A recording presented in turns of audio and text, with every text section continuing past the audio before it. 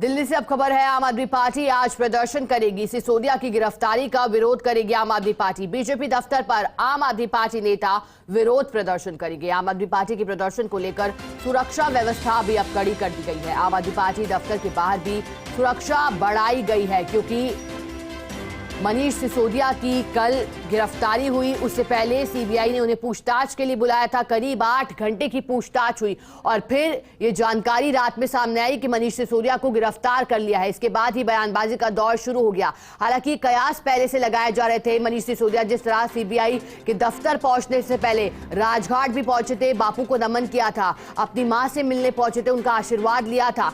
लेकिन जो तमाम आम आदमी पार्टी के नेता हैं वो लगातार कह रहे हैं कि गिरफ्तारी की संभावनाएं बनी थी। इससे पहले भी याद होगा आपको, 17 अक्टूबर को सीबीआई ने पूछताछ के लिए 2022 में मनीष सिसोदिया को बुलाया था शराब घोटाले मामले में।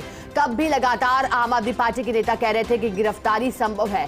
कल इसी तरह की संभावना लगातार बनी हुई थी। मनीष सिसोदिया को भी लग रहा था कि गिरफ्तारी हो सकती है। ऐसे में जब मीडिया से मुखातिब हुए थे रोड शो के दौरान, तो उन्होंने ये कहा था मनीष सिसोदिया ने कि बच्चों, मेरे जेल जाने के बाद अपनी पढ़ाई को जारी रखना।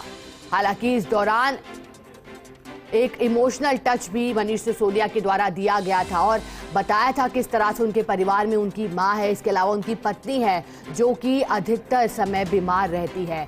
लेकिन देखिए, ये तमाम जो पहलू है, लगातार जांच इस पे जारी है। लेकिन जांच पर अब सवाल उठा रहे हैं आम आदमी पार्टी के नेता। उनका कहना यह है कि सरकारी संस्थाओं का दुरुपयोग किया जा रहा है। आम आदमी पार्टी के तमाम नेता लगातार इस बात को उठा रहे हैं कि मनीष सिसोदिया बेकसूर है, ईमानदार। पार्टी के नेता बता रहे हैं, खुद मनीष सिसोदिया कह चुके हैं कि वो पूरी तरह से निर्दोष है। लेकिन देखिए, अब उनकी गिरफ्तारी हुई है।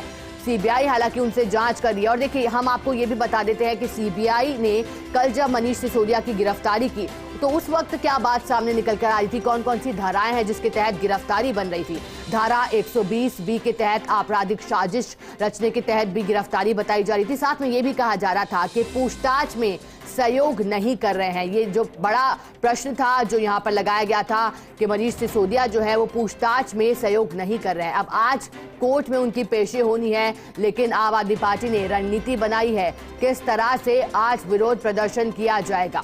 अरविंद केजरीवाल जो कि दिल्ली के मुख्यमंत्री हैं, उन्होंने भी एक पोस्ट साझा किया था ट्विटर पर भी और इंस्टाग्राम पर भी और कहा था मनीष सिसोदिया बेकसूर हैं।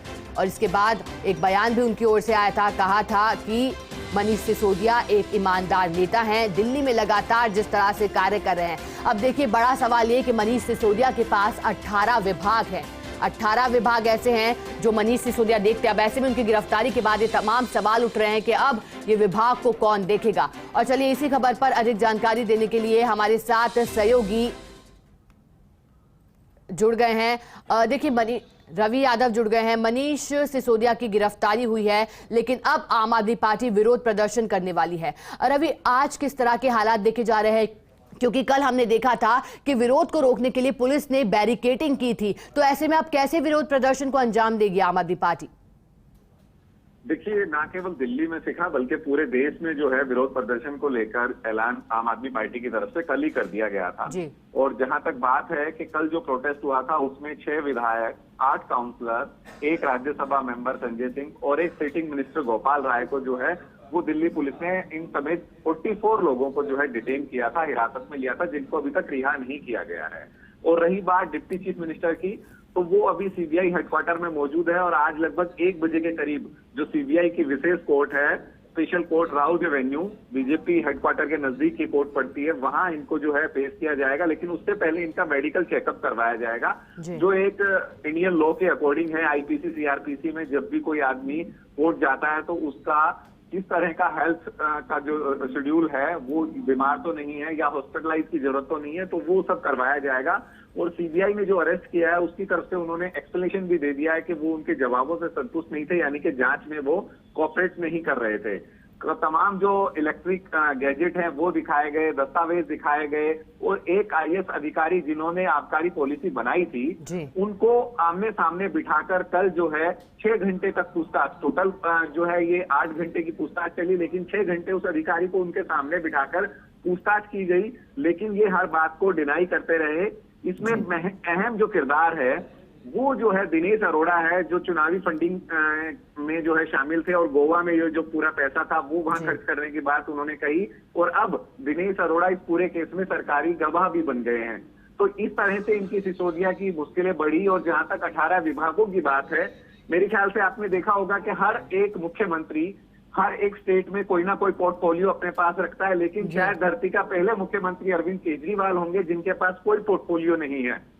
यानी कि खुद अरविंद केजरीवाल को ये लगता है कि यदि उनकी कलम कहीं चली, उनके सिग्नेचर किसी फाइल पे हुए तो वो मुश्किलों में ना फंस जाए। लेकिन इस केस के बारे में जुड़ी जानकारी मैं फर्स्ट इंडिया के दर्शकों को ये बता दूं कि अरविंद केजरीवाल की मुश्किलें भी कम होने का नाम नहीं ले रही, क्योंकि ईडी ने जो चार्जशीट दाखिल की है उसमें साफ तौर पर ये क्लियर कर दिया गया है कि जो सुमीर मुंद्रू हैं, जो इस केस में ऑलरेडी एक्यूज है, यानी कि लिकर व्यापारी एलवन व्यापारी है, उनका ये कहना था कि जो विजय नायर है, जहां पर ये इवेंट मैनेजमेंट कंपनी बॉम्बे में, जहां पर ये लिकर व्यापारियों के माध्यम से पूरी आबकारी नीति को अमली जामा पहनाया गया, बनाया गया था, उन्होंने अरविंद केजरीवाल से उनकी टेलीफोनिक बात करवाई थी। यानी कि 120 भी जो इस पूरे मुकदमे में शामिल की गई है, धारा 120 भी का मतलब होता है कि किसी साजिश में शामिल होना।